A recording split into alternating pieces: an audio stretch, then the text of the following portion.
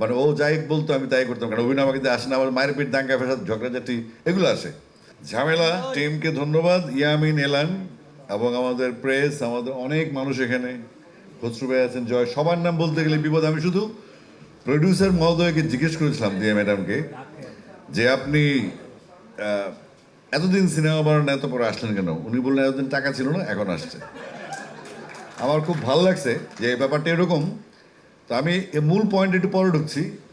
তো একজন মহিলা প্রডিউসার বলা যাবে না তাকে, কেন বলি, আমরা যখন স্কুলে পড়তাম বাংলা গ্রামার, তখন ছিল কর্তার ইচ্ছে কর্ম, এটা কর্মের ষষ্ঠী। এখন আসছে কর্ত্রী, এটা কোনো গ্রামার আমি জানি না।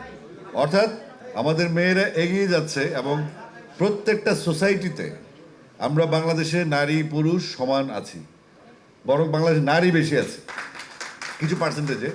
আমরা যদি এই বিভেদটা দূর করে দিই, আমরা একসাথে কাজ করি এবং আমাদের নারীদেরকে সঠিক উদ্যোক্তা বলেন, প্রশাসনে বলেন, যেভাবে আমরা যদি তাদেরকে ইউটিলাইজ করতে, আমি মনে হয় ছেলেদের থেকে মেয়েরা ঘুষ কম খাবো, 2 নম্বর এটা কম করবে, এটা অ্যাডমিনিস্ট্রেশন আরও সলিড হবে এখানে। আপনাকে অনেক ধন্যবাদ। আচ্ছা, আমি শুরু করছি। ধন্যবাদ জানিয়ে অনেক প্রেস, ওই জহিরান ল্যাবে অনেক দিন পরে একটা প্রোগ্রাম হচ্ছে, সেই গহিনের গান ছিল আমার একটা মৌলিক গান নিয়ে একটা সিনেমা। তানজিকা ছিলেন সেখানে, অভিনেত্রী আমার বস, মানে ও যাই বলতো আমি তাই করতাম, কারণ অভিনয় আমাকে দিয়ে আসে না, আমার মায়ের পিঠ দাঙ্গা ফেসাদ ঝগড়াঝাটি এগুলো আসে, কিন্তু অভিনয়টা হয় না।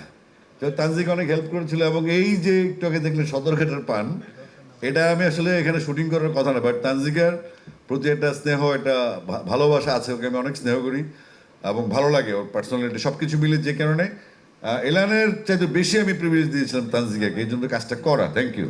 হ্যাঁ, তারা একটা প্ল্যান করে গেছিলো ঝামেলা করার জন্য আমার সাথে, সেটা হচ্ছে প্রি প্ল্যান এক ধরনের, তারা জানতো আমি জানতাম না, মানে শুটিংটা করতে হবে। আমি অনেক এড়ানোর চেষ্টা করলাম, ভাই আমার আবার এই বয়সে কামাগা স্ক্রিনে দিবে, আমি দরকার নেই, আমি একটু সরে আসছে সব জায়গা থেকে। কিন্তু তানজিকা এলানরা ফেল করলো, এলান দেখলাম হঠাৎ করে যে এরকম করতেছিল, ওরা টেনশন যে আমি মনে না করে দিলাম। যাই হোক, তানজিকার প্রেশারটা ছিল সর্বোচ্চ এবং সে আমার বস। অভিনয় যতটুকুই করতে পেরেছে গহিনের গানে, সেটা তানজিকের জন্য, ট্রুলি থ্যাংক ইউ তানজিকা। আচ্ছা, আমি শুরু থেকে শুরু করি। প্রেসকে ধন্যবাদ জানাতে হবে এই কারণে, আমি মনে হয় বাংলাদেশে একমাত্র আর্টিস্ট বা যেরকম বকা হয়ে গেল জার্নালিস্ট আমাকে ছাড়ে না, এটা একটা সাংঘাতিক ব্যাপার। আমি কিন্তু বকতে দেখি একটু এই যে কি তোমার কালবেলার নাকি একজনের বকতেছিলাম স্পোর্টসের, তাই আমি বললাম তুমি আসলে সিনেমার এনে এসে স্পোর্টস শুরু করলে কেন? আমার হয়েছে কি, ফুটবলের ডাকে, যেটা বুঝি না, সব বিষয় আমরা ডাকে।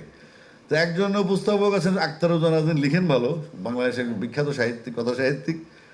উনি আমার বলছে বাংলাদেশে মনে হয় আপনার মতো আর্টিস্ট এত টিভিতে কেউ যায় নাই, এত কথা কেউ বলে নাই।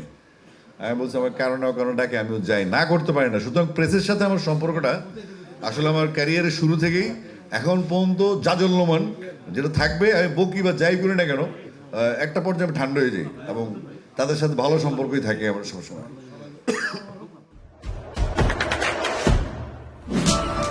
দেশে দেশে সবার সাথে দ্য নিউজ।